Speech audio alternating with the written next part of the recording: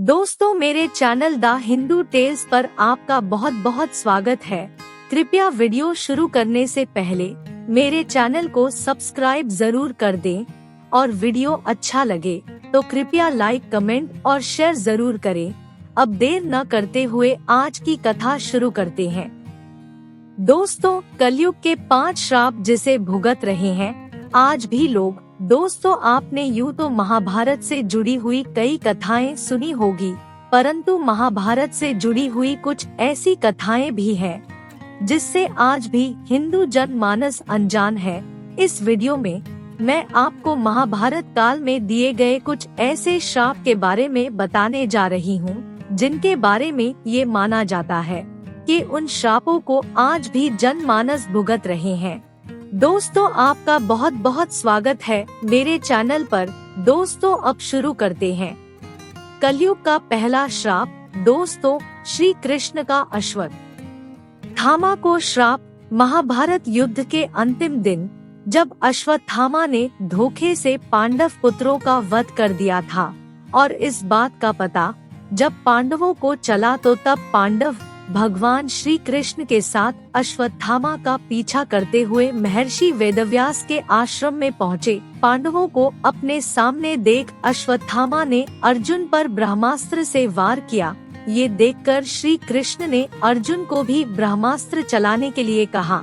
इसके बाद अर्जुन ने भी अश्वत्थामा पर ब्रह्मास्त्र छोड़ दिया, परंतु महर्षि व्यास ने बीच में आकर दोनों ब्रह्मास्त्र को टकराने से रोक लिया और अश्वत्थामा एवं अर्जुन से कहा, क्या तुम लोग ये नहीं जानते ब्रह्मास्त्र के आपस में टकराने से समस्त सृष्टि का नाश हो जाएगा, इसलिए तुम दोनों अपने अपने ब्रह्मास्त्र वापस ले लो। तब अर्जुन ने अपना ब्रह्मास्त्र वापस ले लिया। अश्वत्थामा ने महर्षि से कहा, महर्षि, मेरे पिताजी ने मुझे इसको वापस लेने की विद्या नहीं सिखाई, इसलिए मैं इसे वापस नहीं ले सकता। और इसके बाद उसने ब्रह्मास्त्र की दिशा बदलकर अभिमन्यु की पत्नी उत्तरा के गर्भ की ओर कर दी। ये देखकर भगवान श्री कृष्ण ने अश्वत्थामा को श्राप दिया कि तुम 3000 वर्षों तक इस धरती पर भटकते रहोगे और किसी भी जगह किसी पुरुष के साथ तुम्हारी बातचीत नहीं हो सकेगी। तुम्हारे शरीर से पीप और लहू की गंध निकलेगी, इसलिए तुम मनुष्यों के बीच में नहीं रह सकोगे, इसलिए तुम दुर्गम वन में ही पड़े रहोगे। और इसी कारण आज भी ये माना जाता है कि अश्वत्थामा अभी भी जीवित है। महाभारत का दूसरा श्राप। मंडव्या ऋषि का यमराज को श्राप। महाभारत में मंडव्या ऋषि का वर्णन आता है।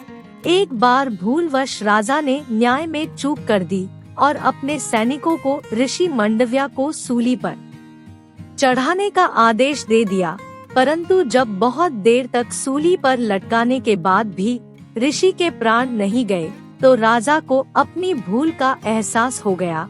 तब उन्होंने ऋषि मंडव्या को सूली से उतरवाया तथा अपनी गलती के लिए माफी मांगी।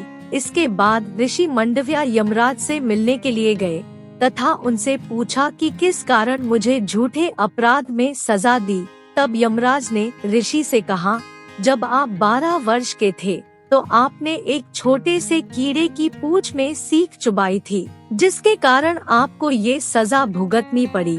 ये सुनकर ऋषि को क्रोध आ गया और उन्होंने यमराज से कहा, किसी को भी 12 वर्ष की उम्र में इस बात का ज्ञान नहीं रहता कि धर्म और अधर्म क्या है। क्योंकि तुमने एक छोटे से अपराध के लिए मुझे बहुत बड़ा दंड दिया है, इसलिए मैं तुम्हें श्राप देता हूँ कि तुम शूद्र योनि में दासी के पुत्र के रूप में जन्म लोगे। मंडव्या ऋषि के इस श्राप के कारण यमराज को विदुर के रूप में जन्म लेना पड़ा। महाभारत का तीसरा श्राप। अप्सरा उर्वशी का अर्जुन को श्राप। ये कथा उस समय की है जब 13 वर्ष के वनवास के दौरान एक बार अर्जुन दिव्यास्त्र को खोजने स्वर्ग लोक गया। वहाँ उर्वशी नाम की एक अप्सरा उनके रूप और सौंदर्य को देखकर उन पर मोहित हो गई। फिर एक दिन उर्वशी ने अर्जुन को विवाह करने के लिए कहा। तब अर्जुन ने उससे कहा, मैं आपको माता के समान मानता हूँ, इसलिए मैं आपसे विवाह नहीं कर सकता। इस बात पर उर्वशी क्रोधित हो गई तथा उसने अर्जुन से कहा, तुम एक नपुंसक की तरह बात कर रहे हो, इसलिए मैं तुम्हें श्राप देती हूँ कि तुम आजीवन नपुंसक हो जाओ तथा तुम्हें स्त्रियों के बीच में नर्तक बनकर रहना पड़े। ये बात सुनकर अर्जुन विचलित हो गए। तब वो देवराज इंद्र के पास गए और उन्हें सारी बात बताई। उसके बाद देवराज इंद्र के कहने पर उर्वशी ने अपने श्राप की अवधि 1 साल के लिए सीमित कर दी। तब देवराज इंद्र ने अर्जुन को दिलासा देते हुए कहा, तुम्हें घबराने की जरूरत नहीं है। ये श्राप तुम्हारे वनवास के दौरान वरदान के रूप में काम करेगा और अज्ञातवास के दौरान तुम नर्तक के वेश में कौरवों की नजर से बचे रहोगे। महाभारत का चौथा श्राप, युधिष्ठिर के द्वारा पूरी स्त्री जाति को दिया गया श्राप। महाभारत में दिए गए श्रापों में युधिष्ठिर का स्त्री जाति को दिया गया श्राप सर्वाधिक है। महाभारत में वर्णित कथा के अनुसार जब कुरुक्षेत्र में युद्ध के दौरान अर्जुन ने महारथी कर्ण का वध कर दिया था, तब पांडवों की माता कुंती उसके शव के पास बैठकर विलाप करने लगी। ये देखकर पांडवों को बड़ा ही आश्चर्य हुआ कि आखिर ऐसी क्या बात है जो हमारी माता हमारे शत्रु के शव के पास बैठकर आंसू बहा रही है। तब ज्येष्ठ पांडव युधिष्ठिर अपनी माता कुंती के पास गए और उन्होंने देवी कुंती से पूछा, माता क्या बात है जो आप हमारे सबसे बड़े शत्रु कर्ण के शव पर विलाप कर रही है। तब देवी कुंती ने बताया, जिसे तुम अपना सबसे बड़ा शत्रु समझते रहे, वास्तव में वो तुम सबका बड़ा भाई था। कर्ण राधे नहीं बल्कि कौन्ते था। अपने माता के मुख से ऐसी बातें सुनकर पांचों पांडव दुखी हो गए। फिर कुछ क्षण रुककर युधिष्ठिर अपनी माता कुंती से बोले, हे माता, ये बात तो आप सदा से जानती होगी कि अंगराज कर्ण मेरे बड़े भाई थे। तब आपने ये बात हम लोगों को बताई क्यों नहीं? इतने दिनों तक आपने ये बात हमसे छुपा कर क्यों रखी? आपके एक मौन ने हम सभी को अपने ही भाई का हत्यारा बना दिया।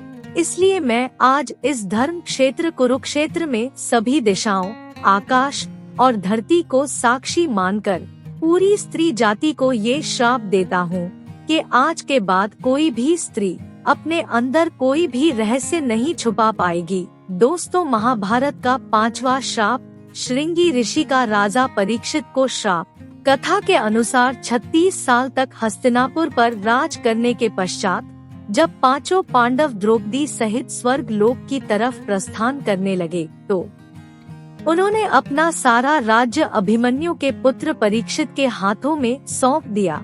ऐसा माना जाता है कि राजा परीक्षित के शासनकाल में भी हस्तिनापुर की सारी प्रजा युधिष्ठिर के शासनकाल की तरह ही सुखी थी। परंतु दोस्तों कहते हैं, ना की होनी को कौन टाल सकता है। एक दिन राजा परीक्षित रोज की तरह वन में आखेट खेलने के लिए गए। तभी उन्हें शमीक नाम के ऋषि दिखाई दिए। वो अपनी तपस्या में लीन थे तथा उन्होंने मौन व्रत धारण कर रखा था। परंतु ये बात राजा परीक्षित को मालूम नहीं थी। इसलिए राजा परीक्षित ने कई बार ऋषि शामिक को आवाज लगाई, लेकिन उन्होंने अपना मौन नहीं तोड़ा। ये देखकर राजा परीक्षित को क्रोध आ गया और उन्होंने क्रोध में आकर ऋषि के गले में एक मरा हुआ सांप डाल दिया। और उधर जब ये बात ऋषि स्वामी के पुत्र श्रृंगी को पता चली तो उन्होंने राजा परीक्षित को श्राप दिया कि आज से 7 दिन बाद राजा परीक्षित की मृत्यु तक्षक नाग के डसने से हो जाएगी। और अंत में ऋषि श्रृंगी के श्राप के कारण राजा परीक्षित की मृत्यु तक्षक नाग के डसने के कारण ही हुई। और ऐसा माना जाता है कि उसी के बाद कलयुग की शुरुआत हुई, क्योंकि राजा परीक्षित के जीवित रहते कलयुग में इतना साहस नहीं था कि वो इंसानों पर हावी हो सके। और आज हम सभी इस कलयुग को इसी श्राप के कारण भोग रहे हैं। दोस्तों, मैं उम्मीद करती हूँ कि आपको ये वीडियो बहुत पसंद आया होगा। जाने से पहले कृपया मेरे इस वीडियो को लाइक और शेयर करना ना भूले और इसी तरह की और ज्ञानवर्धक वीडियो देखने के लिए मेरे चैनल को सब्सक्राइब करना ना भूले। आपके प्यार और स्नेह के लिए बहुत बहुत धन्यवाद।